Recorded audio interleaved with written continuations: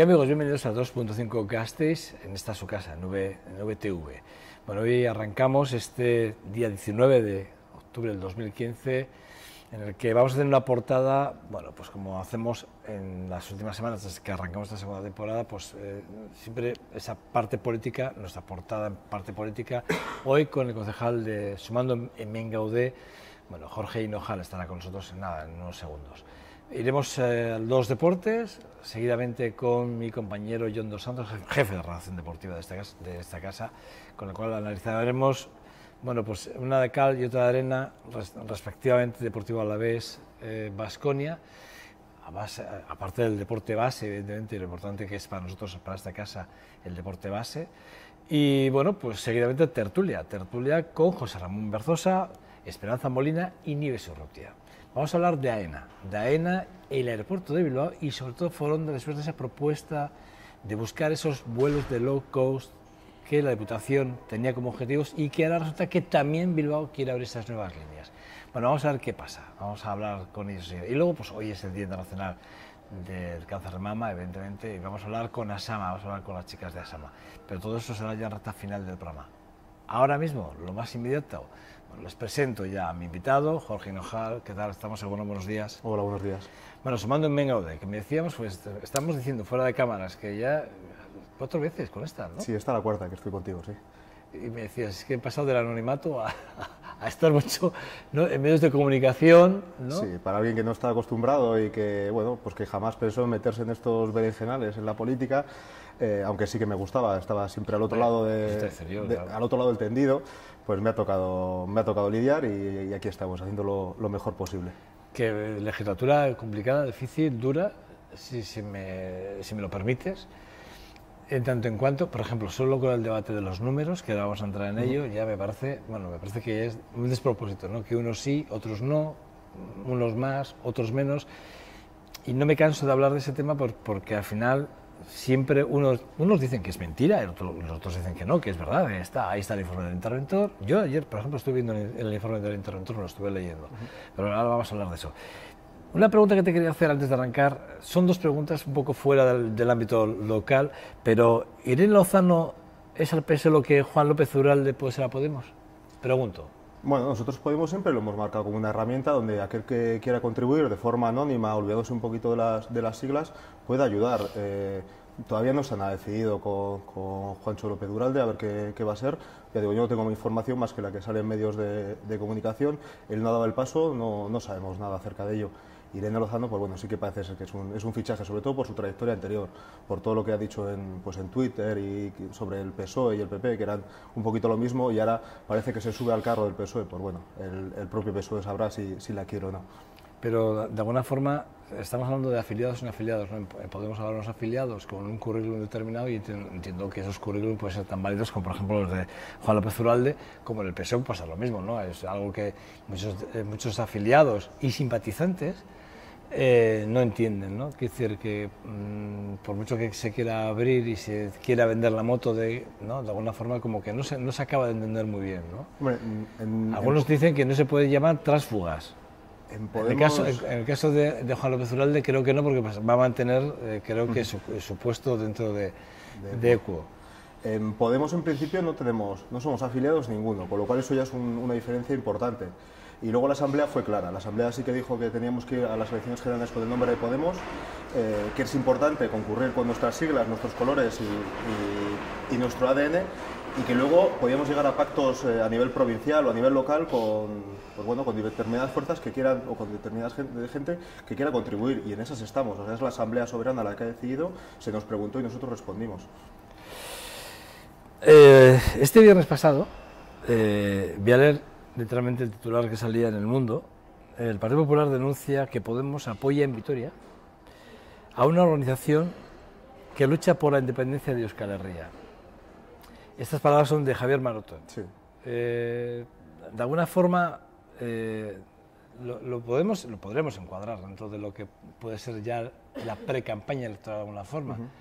Pero, ¿os sentís identificados con ese tipo de declaraciones?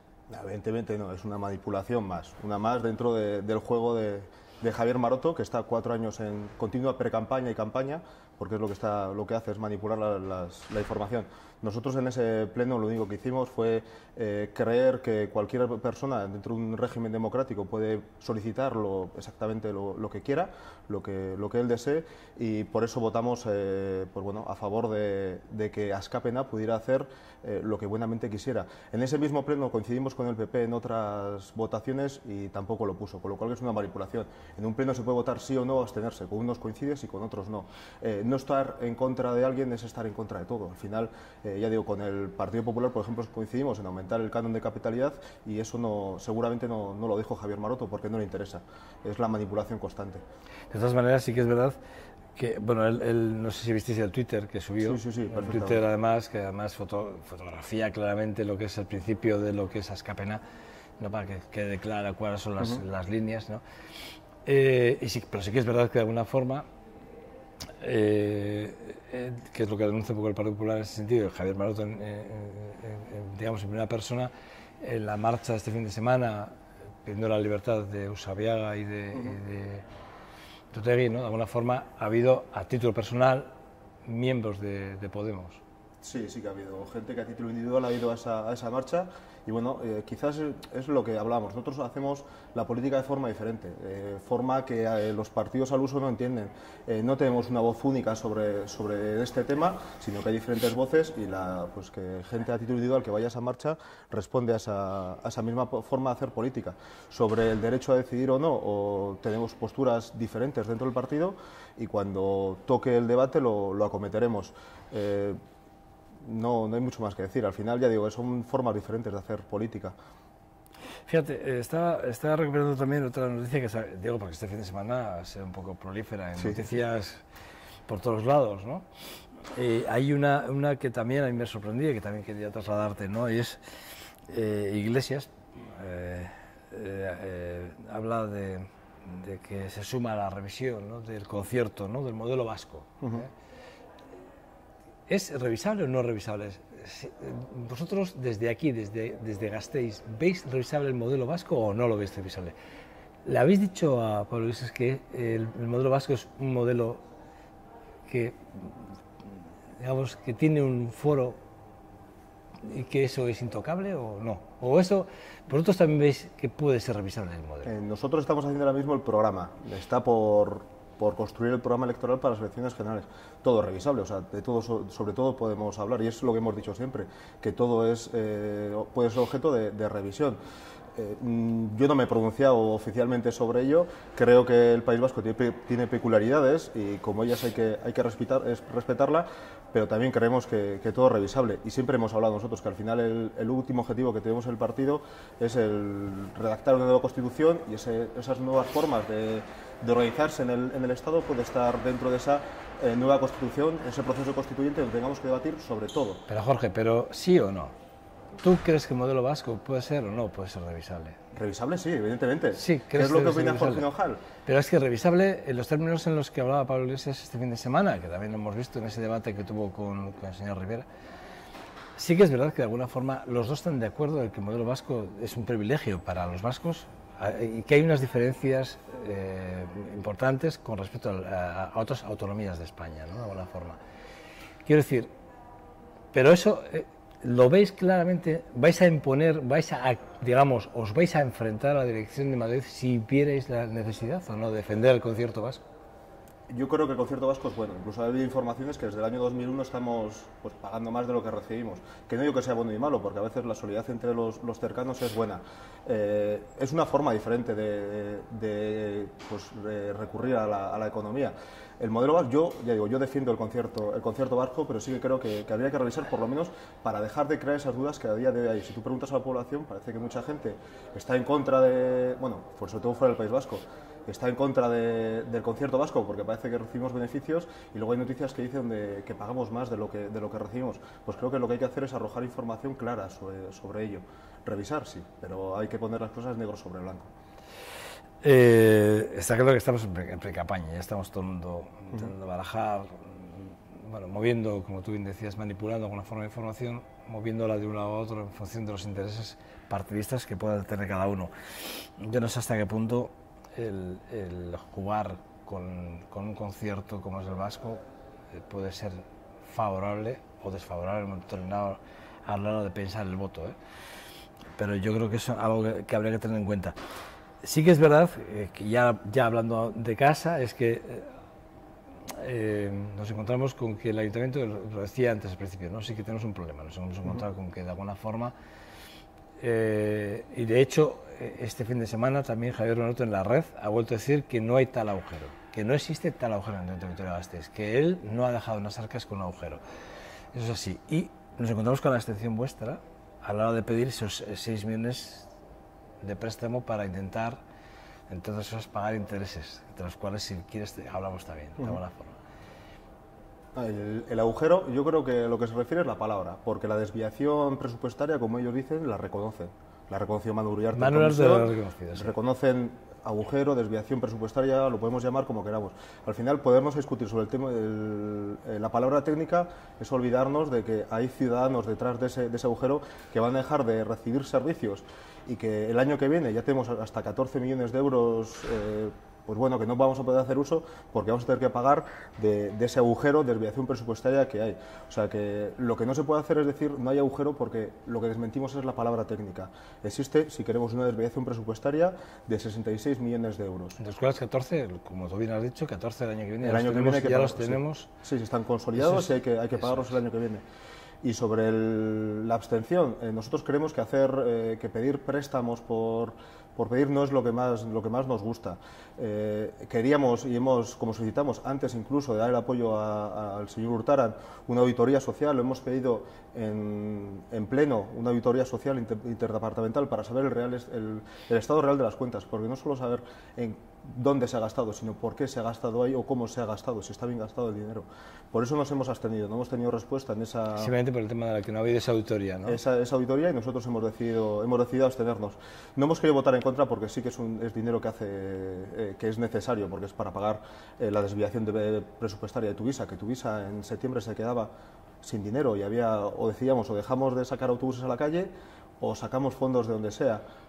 La paga extra de los funcionarios, que era también algo conocido, que el 25% se va a hacer, bueno, en estos días se les va a pagar con su nómina de noviembre. Son cosas que, evidentemente, si no las metes en el presupuesto no existe, pero es que hay que hacer frente a ellas. En septiembre o paramos los autobuses o sacamos recursos de donde sea. ¿Y qué decía el Partido Popular cuando...? Claro, porque el Partido Popular, imaginemos que hubiese seguido al frente del Ayuntamiento una legislatura más. ¿Cómo hubiese hecho frente? Ellos han dicho en algún momento, en algún pleno, Manu Uriarte se ha manifestado en ese sentido, porque sí que es verdad que también hemos leído en prensa que ellos no tenían ningún problema, que para ellos Tuvisa nunca hubiese tenido ningún problema, pero por otro lado sí que es verdad que no eres el primero que se sienta en estas sillas y nos dice esto exactamente, que es que en septiembre hubiese habido líneas que no hubiesen podido salir a la calle. En el propio programa del Partido Popular para las elecciones municipales ya hablaba de sacar 10 millones de euros de Ambisa. Ellos mismos, pues así hubieran cubierto. ¿Cómo hubieran cubierto? Pues quizás las sentencias hubieran conseguido la línea de crédito que el Partido Popular en Madrid no nos ha querido conceder para devolver a interés cero las sentencias que ya son firmes, que tenemos que devolver. El propio Ministerio tiene una línea de crédito que no nos ha dejado hacer uso. Como ya digo, son varios temas, pues quizás Manu Uriarte te lo podría decir, pero ya digo, nosotros nos suponemos a sacar 10 millones de euros de Ambisa, como proponía el Partido Popular en su día, incluso los 5,5 que parece que van a sacar ahora, que nosotros no somos partidarios. Queremos que Ambisa no se toque porque corre serio riesgo de ser privatizada. Pero bueno, yo creo que eso está garantizado que no, ¿no? Además yo creo que todos los grupos, incluso el PNV, estáis de acuerdo que eso no va a suceder. Yo te digo que nosotros nos vamos a poner. El resto de grupos sí que se ha manifestado públicamente, pero luego han accedido a sacar dinero de Ambisa. Nosotros creemos que no se puede dar o sea, siempre sacar dividendos, porque Ambisa es la empresa pública que da dinero, una empresa que tiene ingresos recurrentes, porque al final todos pagamos el agua, que es una cosa que no vamos a dejar de hacer, y es la que corre riesgo. No hablan de privatizar Tuvisa, seguro que no corre riesgo, ya digo. Ambisa es una empresa pública, que corre serio riesgo de ser privatizada, y más si le vamos sacando dividendos de manera constante. De todas maneras, hablamos siempre de Ambisa, Gilsa y Sánchez 21. Sánchez 21, ahora hay que poner dinero. Bueno, ya se ha metido dinero, pero que también vamos a hablar de Sánchez 21. Pero sí que es verdad que de alguna forma la única garantía era o ir a préstamo o tirar de dividendos. No teníamos otra solución, porque el agujero estaba ahí. ¿Cuál es la propuesta que ponía Sumando Mengaude? ¿Cuál es la propuesta que ponía? Nosotros creemos que ha habido poca colaboración por parte del Partido Popular para llegar a esas líneas de créditos que hablábamos antes. Nos permitirían poder devolver el dinero de las sentencias firmes que se han producido en otras legislaturas y por empeño de los partidos que estaban en la alcaldía, tanto Partido Socialista como Partido Popular, que no han destinado partida presupuestaria a esas sentencias. Cuando ya es firme te toca pagar, dices, ¿de dónde tiro? Pues ese año no has tenido en presupuesto, no lo has contado y no tienes acceso a ellos.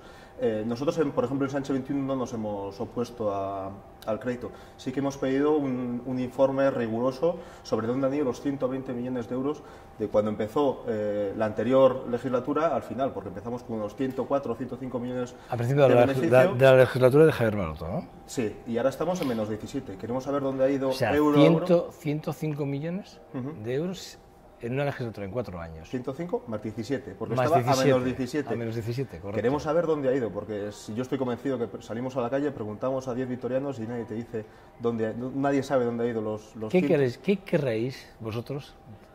¿Qué sospecháis? Pues es evidente que los realojos de Recaleor han tenido su peso.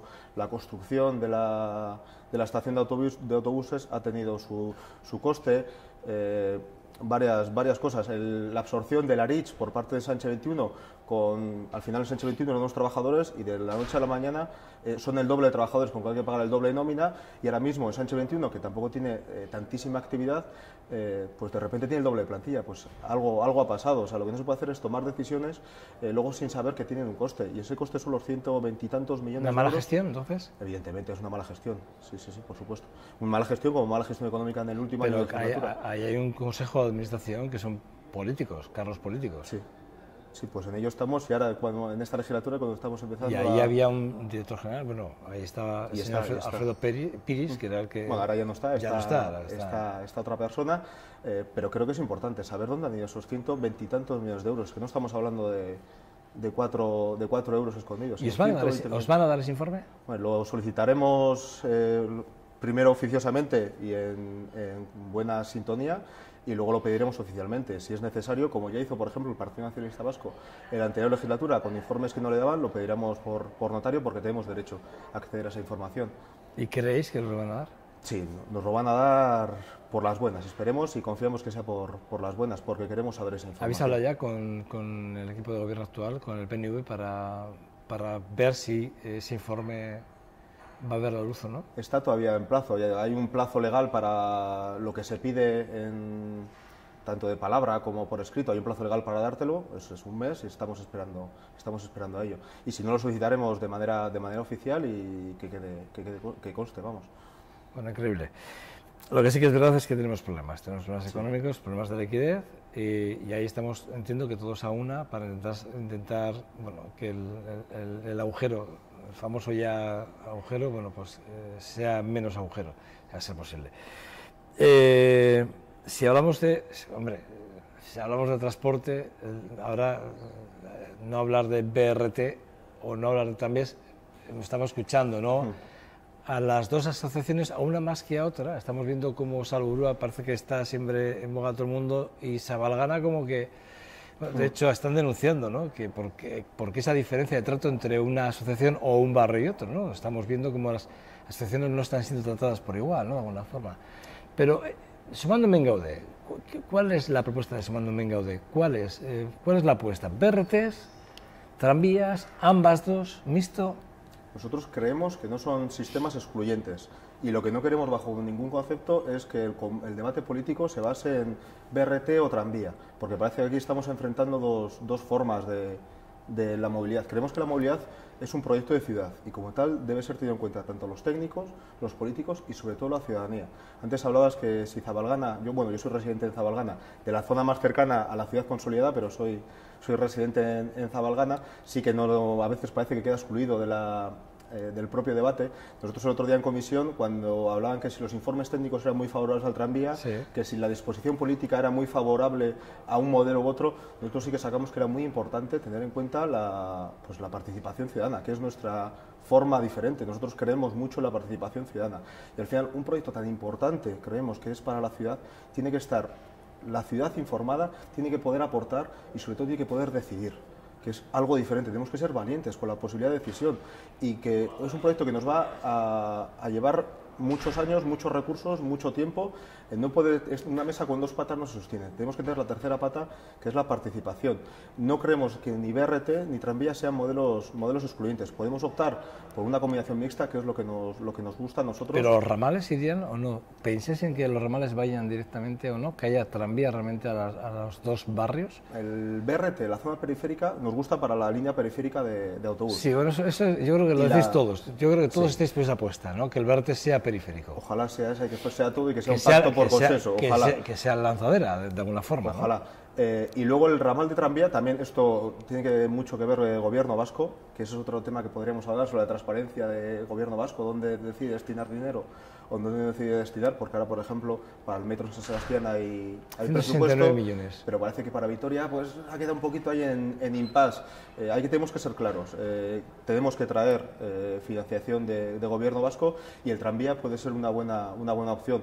Ya digo, no son excluyentes y el tranvía puede ser una opción interesante también para construir ciudad.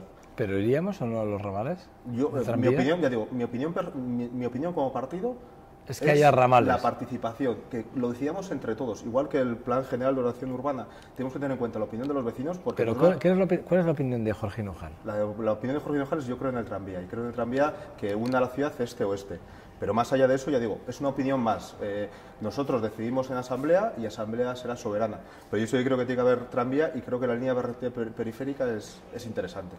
¿Veis, digo, porque se quiere hacer ese, digamos, para unir de alguna forma la parte de la estación del tren con la parte, digamos, de la estación de autobuses a través del tranvía, ¿no? Y quieren hacer ese paso simplemente, que son 8 millones de euros de tranvía, que va a ir hacia las universidades para hacer solo esa U, que es una U, y vuelta otra vez a hacer lo que es el recorrido que ahora tenemos de Avechuco o Bienchagorcho, ¿no? De alguna forma, bueno...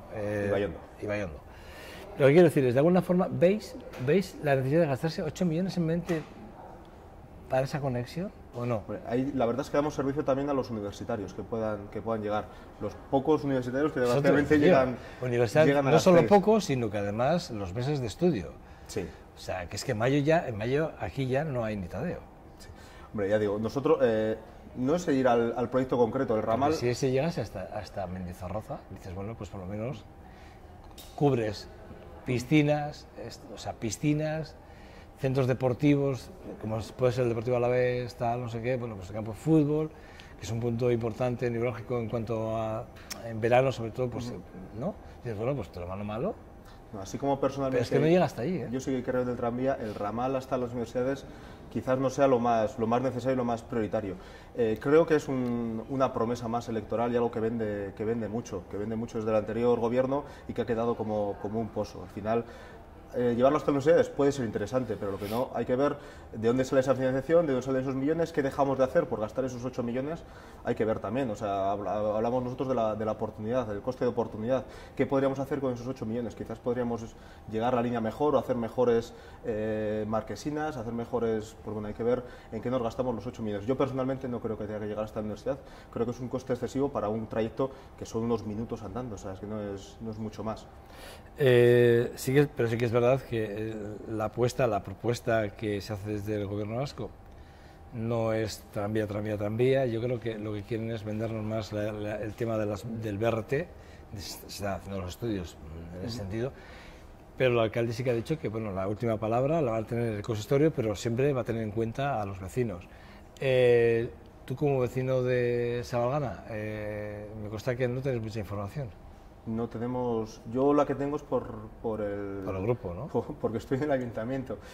Sí que es verdad. Pero no te dicen tus vecinos, oye, ¿qué pasa con esto? Que no te dicen, por el barrio. Vivo en una zona que está bien comunicada por autobús. Vivo, ya digo, en la parte más cercana de la zona consolidada. No vivo al final, vivo en Borin, Vizcarra, con lo cual nosotros relativamente tenemos bastante cubiertas las necesidades de transporte, pero sí que tengo amigos que viven al final de Zabalgana que tienen verdaderos problemas, incluso no saben cuál es el autobús que les llega hasta el centro.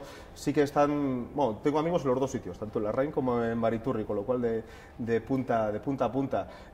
Sí que creo que hay que consolidar la ciudad, hay que tejerla, y evidentemente el plan de movilidad sostenible tiene que ser una de las formas donde nosotros donde los vecinos vitorianos hablemos sobre ello.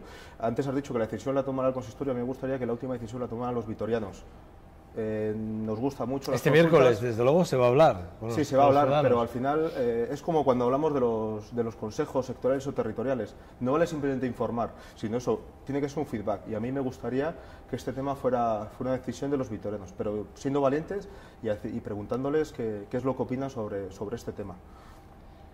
Bueno, no se me antoja fácil. No, fácil no, pero bueno, pero es la nueva forma cuando hablamos, que hay que ser valiente. Al final, a mí no me gusta que yo me haya tenido que meter en política para poder decidir cosas. Creo que debemos de trasladar la opinión de la calle, y creo que este tema es importante, es muy, muy importante. El impuesto de actividades económicas ha generado mucho debate, ¿no? Se tiene que modificar una norma, al final esa norma se echa para atrás porque hay un acuerdo entre el Partido, digamos, entre el Partido Popular, para que nos adelante y Euskal Herria Bildu y tal, pero sí que es verdad que ha generado mucho debate. Vosotros no queréis ni ir a hablar de ello, pero en el fondo, ¿creéis que es justo que al empresario, al autónomo, sin más, porque sea un impuesto, se le cobre un 41% simplemente porque se le suponga que factura esos 2 millones de euros? Es un debate que ya viene viciado de antes, porque a la par que estaba negociando el Partido Popular con Euskal Herria Bildu la subida del 41%, estaba negociando con Partido Nacionalista Vasco la subida del 5%. O sea, es como raro. Era una negociación a dos bandas, donde cualquiera de las dos posiciones le valía al Partido Popular. Nosotros no estamos en contra de modificar el IAE, pero creemos que debe recoger otros requisitos. No vale simplemente la facturación, porque tú puedes facturar mucho, pero tener pocos beneficios. Eso es lo que decíamos. O tener pérdidas. Eso es lo que decíamos. O puedes facturar relativamente poco y tener muchos beneficios. Creemos que en este debate hay que incluir otros conceptos que no simplemente es la facturación. Creemos que no simplemente es el beneficio, sino también la estabilidad del empleo. Creemos que podríamos bonificar también por ser una empresa medioambientalmente sostenible. Creemos que hay otros conceptos que también habría que introducir para poder bonificar de mayor o menor medida. Nosotros nos alegramos de que este curso, por lo menos, para no hacer más grande el agujero, desviación presupuestaria que hablábamos antes, el IAE se mantenga en los mismos términos, y el año que viene tendremos que hablar. Yo espero que el Partido Nacionalista Vasco abra el debate, que no sea la bajada algo decidido con el SEA, porque por las formas no nos ha gustado. Ni tú ni yo, como vitorianos de a pie, podemos ir a negociar nuestros impuestos con la administración. No podemos. Y ahora el SEA ha dicho, oye, que a mí me gusta el 5, y pues muy bien. Y a ninguno nos llama yo desde luego, a mí no me han llamado para negociar mi... Pues, no. Como dije en comisión, a mí me gustaría que todos los vitorianos tuvieran la misma oportunidad. Y como tal no puede ser una decisión de parte, porque a ningún administrado se le preguntan por, oye, ¿cuánto quieres pagar?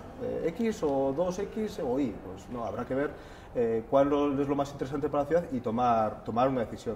No es una tomadura de pelo hablar de tasas y precios fijos por un lado, y cuando se hablan de estos, se hablan, por ejemplo, se hablan de las multas, ¿no? Y me hacía gracia porque lo primero que decían antes de decir que, bueno, no se había recaudado lo suficiente con multas, no tienen ese cariz recaudatorio, sino sancionador, pero no se ha llegado a cubrir algo que está presupuestado. Quiere decir, de alguna forma, las multas entran dentro de esa parte de ingresos estipulada, y cuando se habla de global, ¿no? Cuando dicen, bueno, subimos más, menos las tasas, los precios, tal, no sé qué, bueno, nuestros ingresos son, pero no hemos cumplido con las multas. De alguna forma se está obligando, de alguna forma, a la Policía Municipal a tomar parte en esa parte de ingresos, ¿no? Es otra de las trampas que hablábamos antes. Esa manipulación. El gasto corriente tiene que estar soportado por ingresos corrientes. Las multas no es un ingreso corriente, porque dependerá de la actuación de los ciudadanos para que el policía pueda multar o no. Con lo cual entiendo que los ingresos que vengan ese carácter sancionador, los ingresos que vienen de las multas no tiene que estar contemplado como gasto corriente. Tendrá que ser un ingreso, que tengamos en el ayuntamiento, pero nunca dentro del gasto corriente, porque si no se produce ese ingreso, ¿qué hacemos? No, de hecho no pagamos llegado, ese dinero que no... Pero también es la trampa del tema de los terrenos, ¿no? Previsión de venta, yo siempre pongo el mismo ejemplo y además creo que ustedes ya están hartos de escucharlo, pero es que es verdad. 13 millones previsibles para el año que viene en venta y solo vendo uno. Y nos pasa pues que tenemos que cerrar en septiembre la Autovisa, que no puede haber servicio porque habíamos presupuestado que vamos a vender 4 millones de euros de suelo, cuando en Vitoria no se vende suelo, o sea, ya no se vende suelo. Lo que no se puede hacer son los presupuestos mentirosos.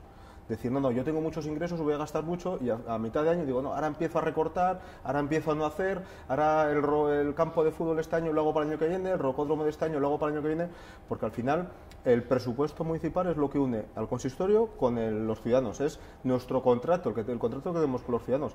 Y si a mitad de temporada empezamos a dejar de hacer cosas, pues evidentemente lo que estamos haciendo es incumplir con el contrato con los ciudadanos. Lo que tiene que ser es un presupuesto real, donde diga los ingresos realmente que vamos a tener y los gastos reales que vamos a tener, y poder que las partidas que estén para poder ser ejecutadas, poder reservarlas bien en el presupuesto, que tengan unos ingresos consolidados. Lo que no, voy a ingresar multas, voy a vender suelo, pues no se vende suelo y las multas vendrán o no vendrán, eso dependerá del comportamiento del ciudadano. Bueno, ¿qué balance habéis hecho desde Sumando en Ben Gaudé de los 100 días del gobierno? Hombre, creemos que los 100 días es una fecha simbólica, pero tampoco es un marco, así, una fecha marcada de que haya que hacer o que no. Sí que se deja 100 días para que todo se pueda consolidar. Nosotros no estábamos antes, con lo cual somos recién llegados, no podemos comparar con la legislación, con la legislatura anterior. Nosotros nos estamos asentando. Creemos que el Partido Nacionalista Vasco tiene que ser más valiente en algunos temas. ¿Por ejemplo? Por ejemplo, y es lo que nos caracteriza, la participación. Creemos que hay que ser más ambicioso en participación, dejar que la gente realmente pueda decidir cosas sobre su municipio, porque al final somos los que realmente conocemos, la gente que está a pie de calle, todos somos vitorianos, todos conocemos nuestro barrio. Creemos también que hay que creer más en las decisiones técnicas. No todo puede basarse, esto políticamente nos puede venir bien o mal, como podrían ser los juegos, que afortunadamente los Juegos Olímpicos Europeos de la Juventud hemos parado, que iban a ser un auténtico desbarajuste, nos iban a obligar a construir plazas, una villa olímpica para 3.600 deportistas, que luego qué uso le damos, pues no, y luego ya le buscaremos un uso. No, tiene que estar pensado, porque al final el dinero que gestionamos nosotros, no olvidemos que es dinero que nos están prestando los vitorianos para hacer cosas para Vitoria, no para dar luz a nuestra propia iniciativa, sino para que Vitoria sea mejor ciudad. Bueno, Jorge Nojal, no nos da más tiempo para más, la verdad es que hemos tratado varios temas, Me quedó alguno más en el tintero, pero como en breve volveremos a decir que te llamaremos para que vuelvas a venir, pues, y además ya centraremos en propuestas más concretas, ¿no?, que estáis lanzando vosotros, ¿no?, y que además son muy interesantes y que me gustaría tratarlas, ya pues hablarlas y profundizar en ellas, O sea, sí, además creo que en este debate de ordenanzas fiscales vamos a hacer enmienda a todo lo dicho por el PNV, y yo creo que van a salir cosas interesantes que no te puedo adelantar porque todavía están por construir prácticamente, tenemos unos días para hacerlo, pero bueno, yo encantado a venir a explicártela cuando quieras. Lo sé porque también le ha pasado a ir así, con Óscar también me dice lo mismo, que también van a hacer enmiendas, tal, y bueno, la verdad es que estáis todos en ese momento transaccional y bueno, hay que esperar, pero sí que es verdad que sí que me gustaría que vinieseis y lo explicaseis con tranquilidad. Jorge Nojal, perdón, fíjate el catarro, la mala jugada. Bueno, Jorge Nojal, Sumando en Ben Gaudé, en el Ayuntamiento, portavoz en el Ayuntamiento de Vitoria-Gasteiz, gracias por acercarte al 2.5 Gasteiz una vez más, y la verdad es que muy atentos siempre porque os llamamos y nunca nos ponéis ninguna pega, es un placer. A vosotros por invitarnos. Es que ricasco, Nada, a ti. Bueno, nada, ustedes pausa para la publicidad y regresamos en 2 minutos, que ya está por aquí mi buen amigo y compañero, jefe de redacción deportiva de esta casa, don Jon dos Santos. Hasta ahora.